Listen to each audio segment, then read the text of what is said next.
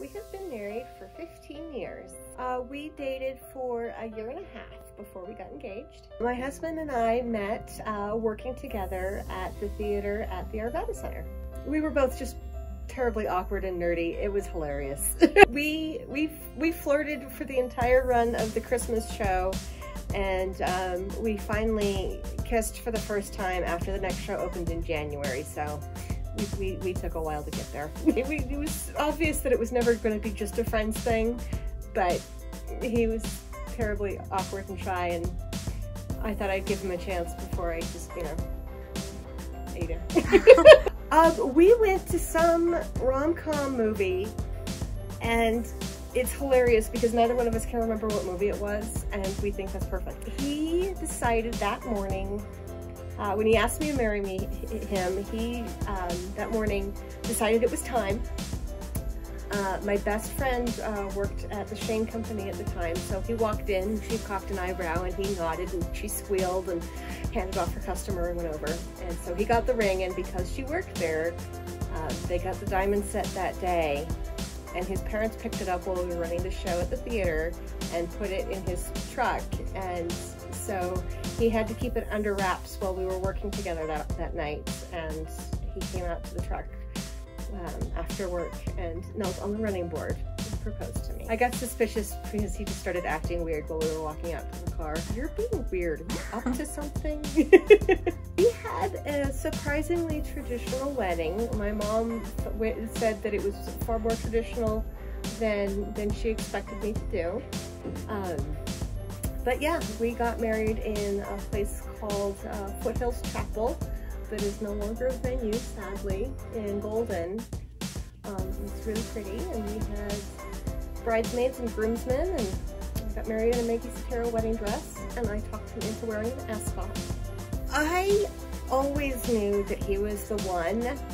It was a matter of me holding back because I was his first serious relationship, and he wasn't ready to say I love you and all of those things yet, and so I just bit my tongue until he was ready, and then I was just like, yes, please! Our relationship is kind of, it's private, it's ours, it's not something that we talk about a whole lot to other people. It's very balanced. Both of us work, both of us take care of our children, both of us fail to take care of the house. But yeah, if one person isn't up to doing something or can't do something, then the other person picks it up, and we figure that we're about even when both of us feels like we're not doing enough for the other person.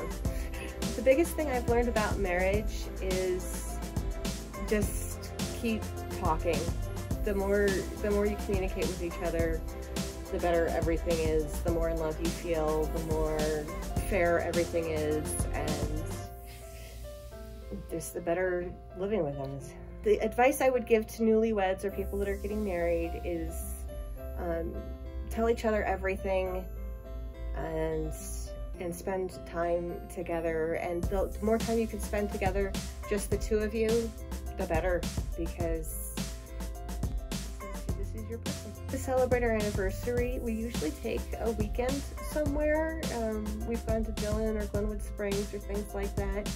But this year, with everything that's going on, we're just going to go out to dinner and send the kids to have a sleepover with Grandma and Grandpa. My dress was a Maggie Sotero. It was actually two pieces. It was a skirt and a bodice in light gold, and it was a heavily beaded bodice with a sash piece that kind of came wider here and then came across to like a medallion here, and then the skirt was a very full skirt with very deep box pleats in it, and then a beaded lace motif around the bottom with beading that came up into the pleats.